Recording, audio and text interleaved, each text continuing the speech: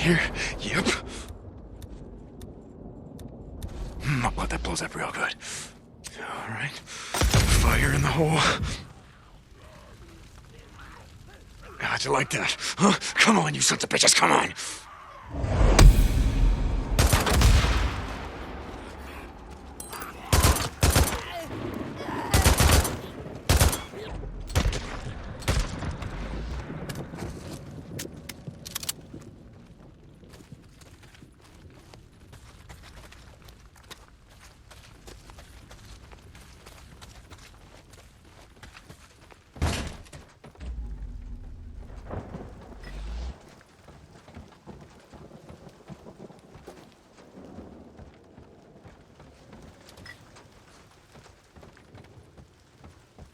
Okay, one nest done.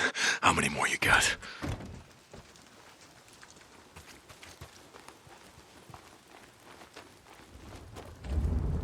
Okay. Oh, there's gotta be a nest in this shack.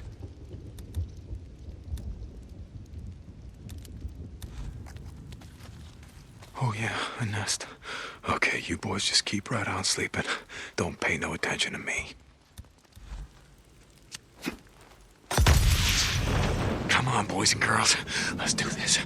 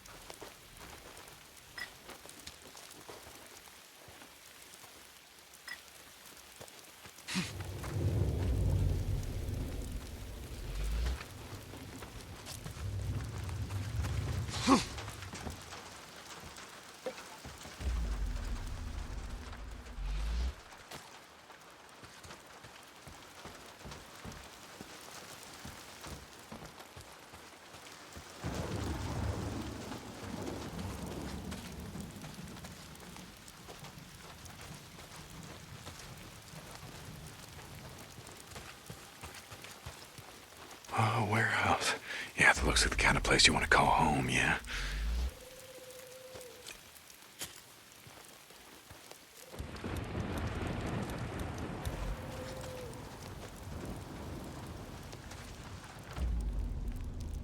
God damn it, what you all shit yourself at once? Jesus Christ.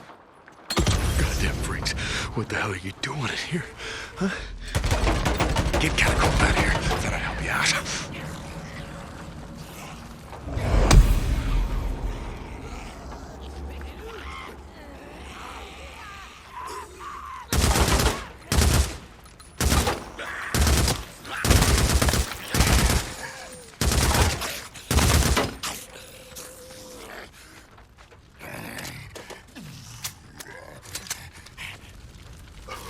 This place is a death trap.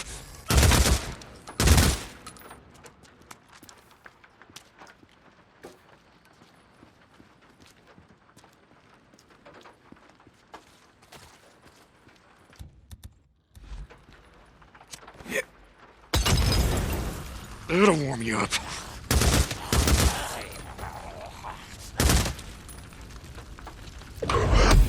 Okay, gotta be careful, gotta be careful.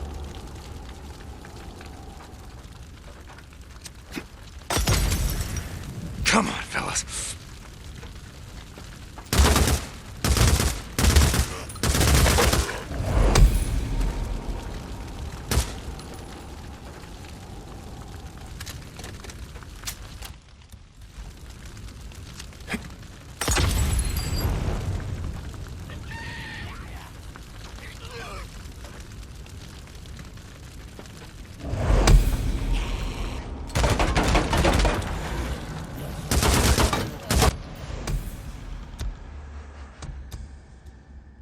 Is that the last of them?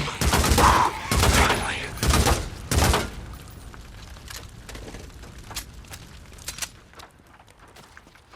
Boozer, it's done.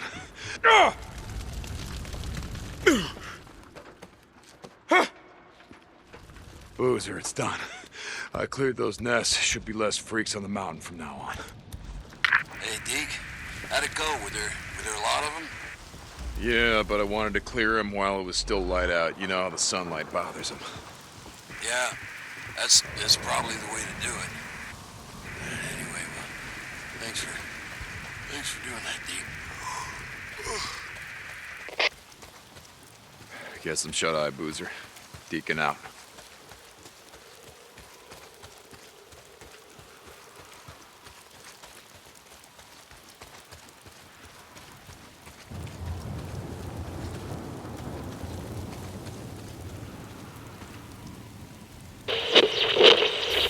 My mother's story.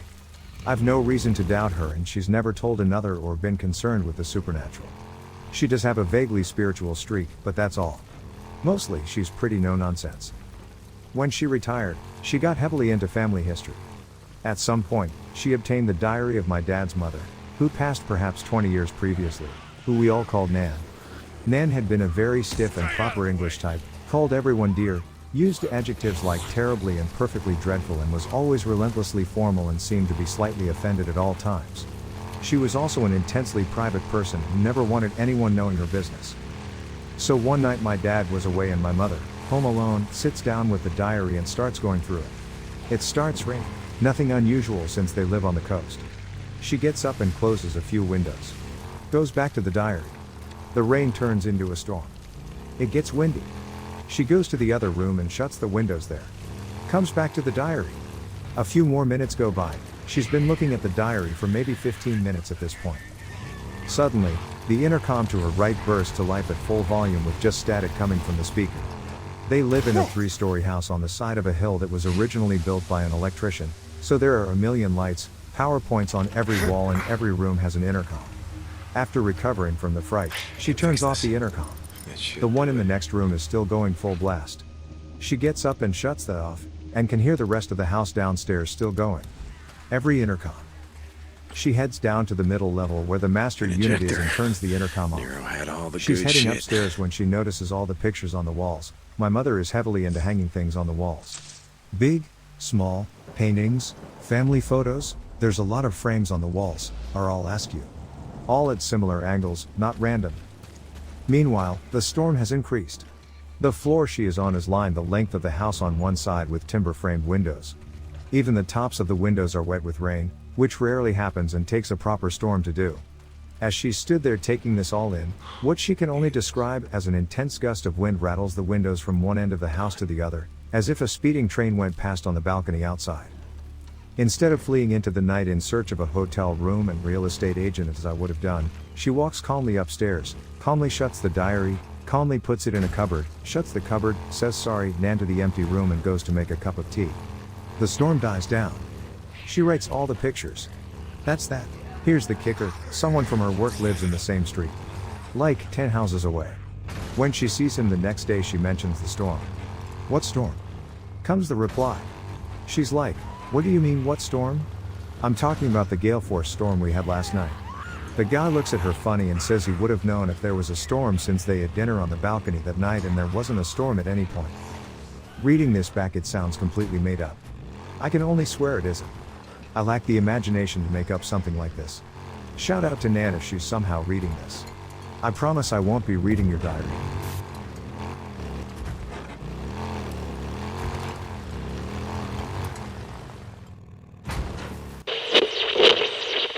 I'm a long-haul truck driver. I used to run between Texas and Northern California, which regularly took me across Arizona, Nevada, and New Mexico. Because of the climate of the desert Southwest, I preferred to start my driving around sundown, and stop for the day before the sun reached its peak. Therefore, I do the majority of my driving under the stars.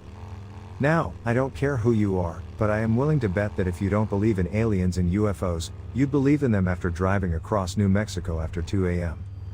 My first nighttime drive across New Mexico, I had pulled over to check on another driver who was standing next to his own truck, in the middle of the road. He completely ignored me, looking up in the sky instead. I asked him what he was looking at when I saw them. Dozens of lights, some pulsating in different colors, dancing around in the sky. It was almost like watching a swarm of fireflies. Eventually, they seemed to line up in 2 different directions. That's when we noticed all the stars had seemingly disappeared. Eventually, we realized that something massive, and I mean big. Shit, someone needs help.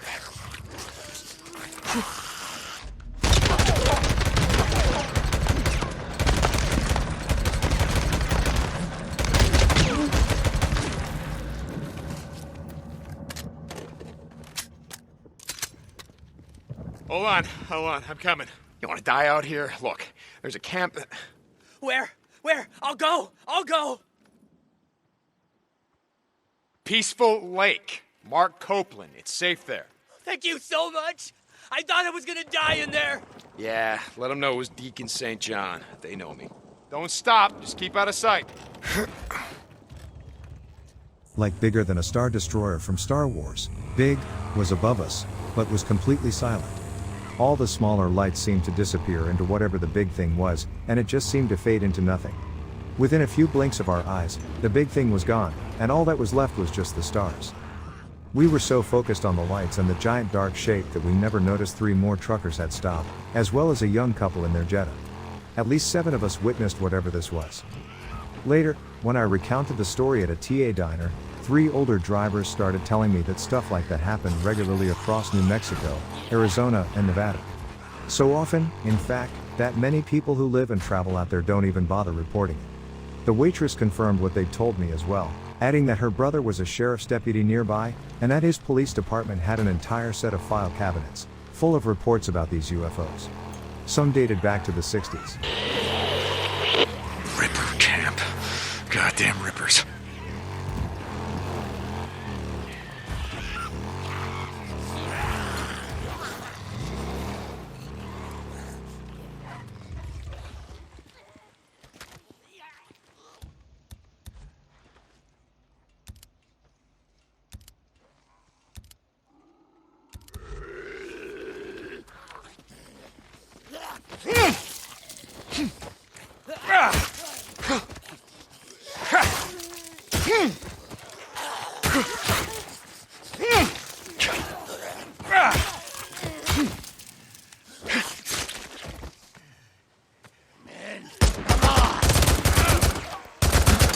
I gotta kill them all. Every last one of these murdering sons and bitches.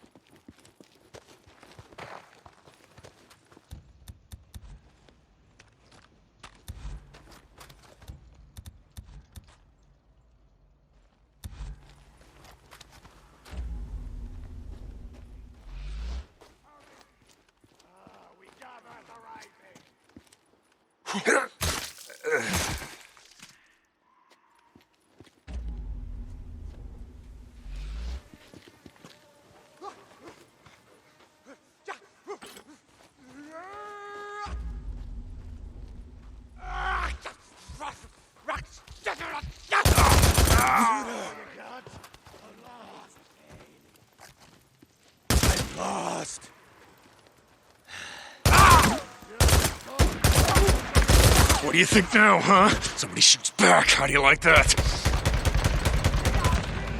Get in there. Move back! Move back! God, move! Lay into them! Get you! Oh! Put him down! Move back!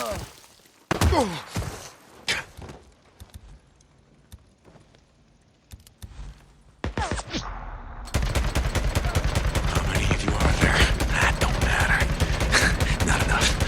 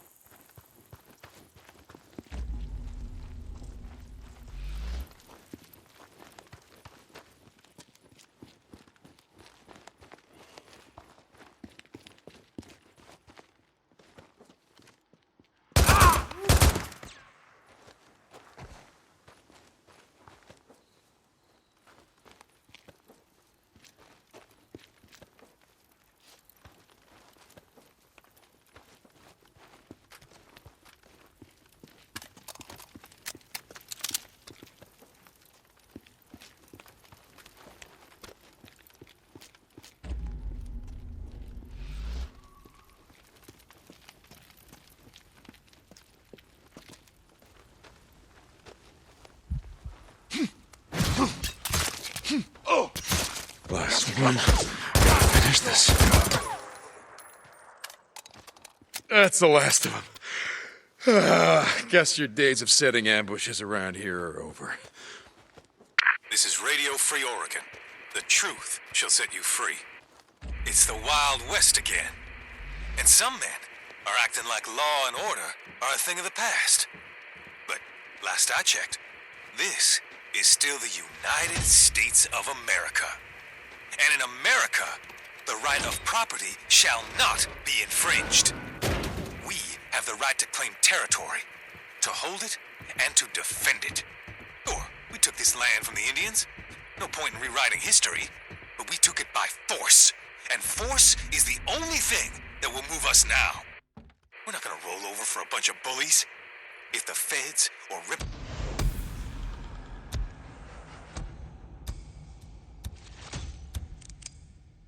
or marauders think they're gonna come rolling into my wilderness, they got another thing coming. The strongest survive.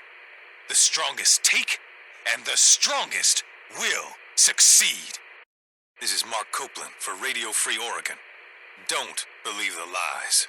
You know something, Cope? Law and order are a thing of the past. What the hell are you talking about? But yeah, you got a point about force being the only thing that matters now. Force and a lot of goddamn ammo.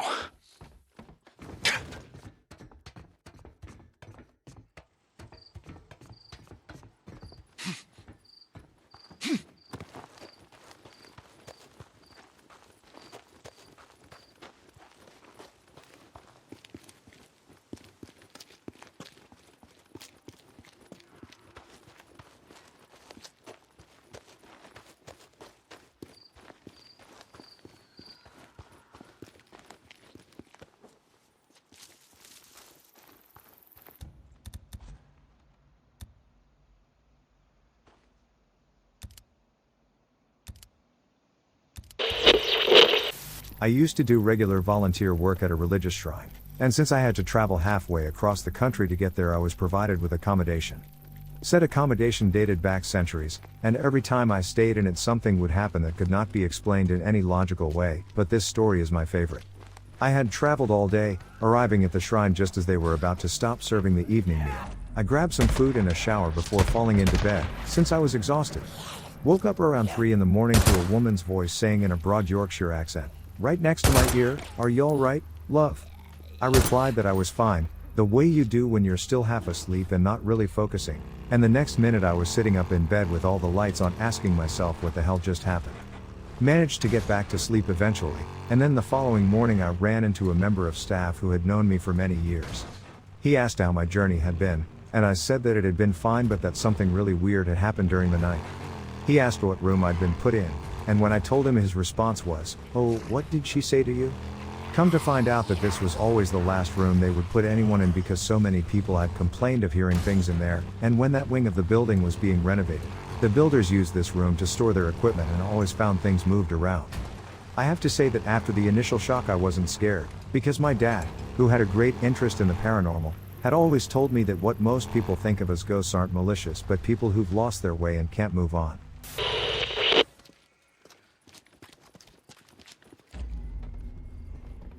Oh, shit, what the hell happened here? Well, might be worth having a look around.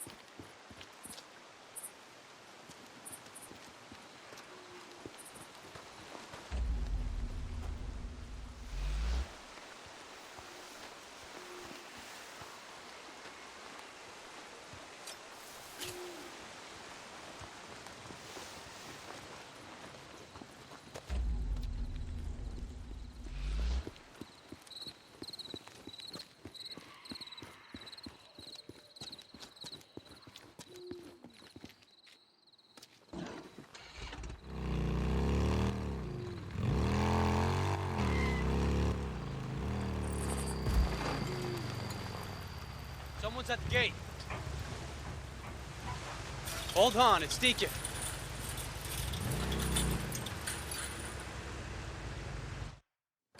Where's Tucker, Alki? Over at the dig site? Well, which one, goddammit? The north one. Back there. Anybody touches this bike, or anything on it, I break your fingers. Whatever, man. Jesus.